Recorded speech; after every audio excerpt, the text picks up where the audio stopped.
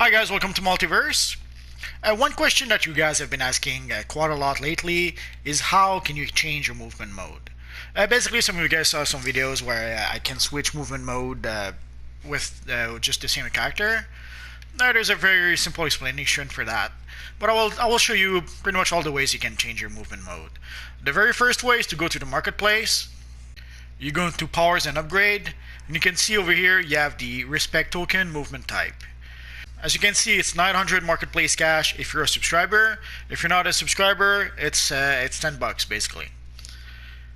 So it's not something you're going to want to do very often, and it's 10 bucks whenever you switch. So you could, if you switch from flying to speedster, it's 10 bucks. You switch to speedster to acrobat, it's 10 bucks. So it adds up pretty quick. So you're not going to be able to change your movement mode anytime you want using this method. But if you want to change it just to the one time, then yeah, it can work well enough. And it's a permanent change. Like once you change it, your character keeps that movement mode forever.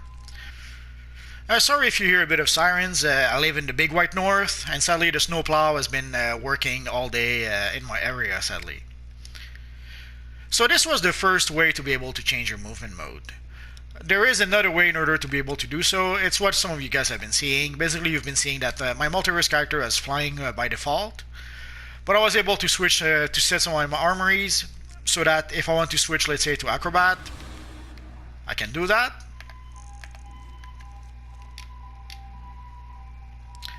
And if I want to switch to super speed, I can do that too. How am I able to do that? Let's take a look. There are 3 items that can allow you to switch your movement mode. There's the Journeyman Boots, also known as the Speed Boots, and there's the Bat Gauntlet, also known as the Gloves of Clinging, and I will have to switch characters to be able to shoot the third one.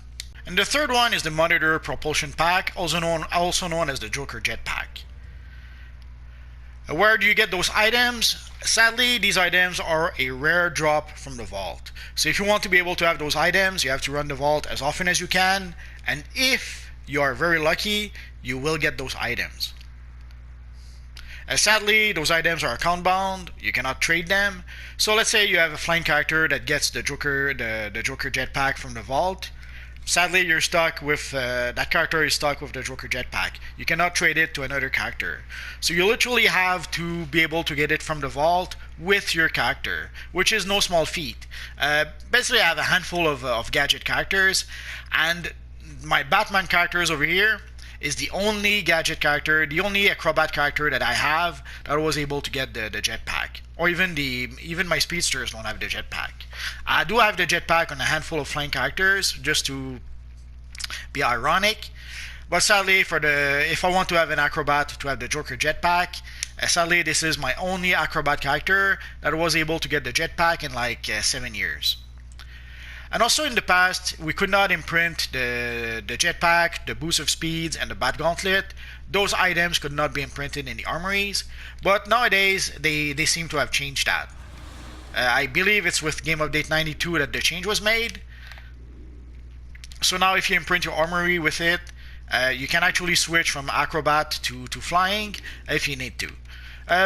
Why would you need to do that? Very simple. There's a few maps in DC Universe Online that are a little difficult to navigate with an acrobat character. So you may want to be able to, let's say, use your acrobat character.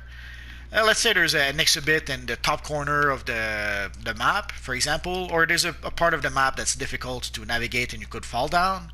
Then you just switch to flying. And you fly up to get the exhibits, the collection, the briefing, whatever it is that you need, and then you come back down. And then you could switch back to acrobat and continue playing your mission. Ah, poor Crypto.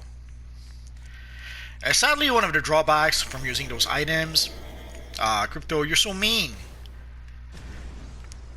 Sadly, one of the drawbacks of using those items is that your combat rating does take quite a hit. If we take a look, you can see that these items are item level 1. So when you compare them to, let's say the gloves, like my gloves are item level 222. My boots also. So whenever I decide to switch to equip the boots, now let's use our armory because we can. So let's say whenever I decide to equip the boots, so you can see my combat rating took quite a hit.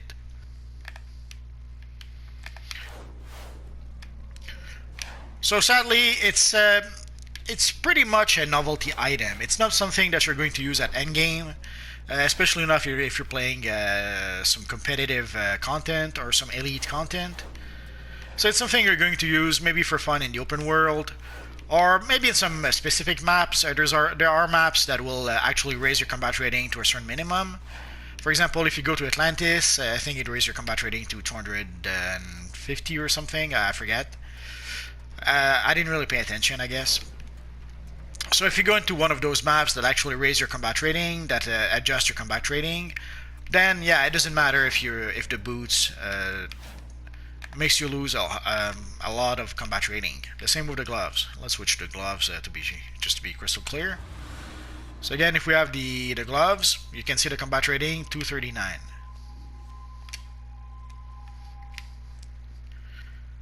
So we do take quite a hit in terms of combat rating. So my real combat rating is 244. Sadly, if I do switch to the speed boots, as you can see, it drops down to 239. So I lose 15 combat ratings because I have one item that's level 1. I don't know if in the future they're going to fix that, or if it's going to remain like that. But at least now we do have the option to be able to switch, and especially using armories if we want to. Like you guys saw, basically I have my evil Deathstroke armory. This is basically my armory that I use to run the vault. It's pretty much that simple. It allows me to be able to go full auto and destroy all the gifts in the vault very quickly, without needing to attack each gift individually. We're also seeing how our friend Deathstroke is an acrobat. It allows me to have a more accurate version of Deathstroke. It's not a big deal. What I used to do, basically, let's show you. Like previously, what I would do is that I would have a flying Deathstroke, and I would equip something like the Gadgeteer Jetpack to explain why our friend Deathstroke is flying. So it would allow me to have a Deathstroke armory, and to be able to use the dual pistols for whenever I play the vault. But nowadays, I can have a more accurate Deathstroke by having a nice sword in the back of my character, and by being an acrobat with dual pistols.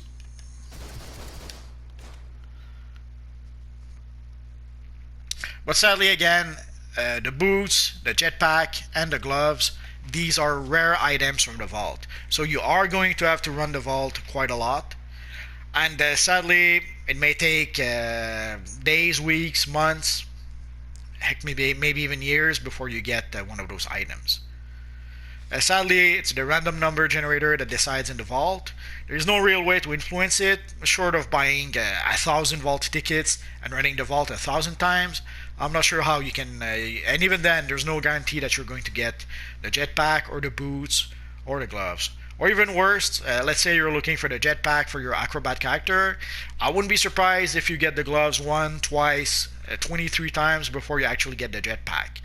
Sadly, it happens. I have some flying characters that got the jetpack a handful of times, and they never got like the speed boots or the bat gauntlet. Or the same with acrobat characters. I have acrobat characters that I would love to have them use the jetpack. Sadly, they keep on getting the bat gauntlet. It's sad, but it happens. Being paranoid, I would think that the vault gives you the movement mode that your character already has. Sadly, I'm trying to not be paranoid, so I'm not going down that road. So that is pretty much it for how you can change your movement mode. Either you purchase a token in the marketplace, but it's a permanent change to your movement mode, or either you're lucky enough to be able to get one of the 3 items from the vault. But sadly, as you saw, those 3 items are level 1, so your combat rating will take quite a hit thanks to those items. And not just your combat rating. Like I can see, as you can see, I lose quite a lot of stats by using the gauntlet. Also, as you see, you cannot have a white mod in the gauntlet. It's sad, but that's how it is. So that is pretty much it for now, guys. If you have any questions, feel free to ask so in the comment section down below, and I'll see what I can do about answering your questions. So as always, guys, thanks for watching, and hopefully I'll see you guys next time. Bye-bye.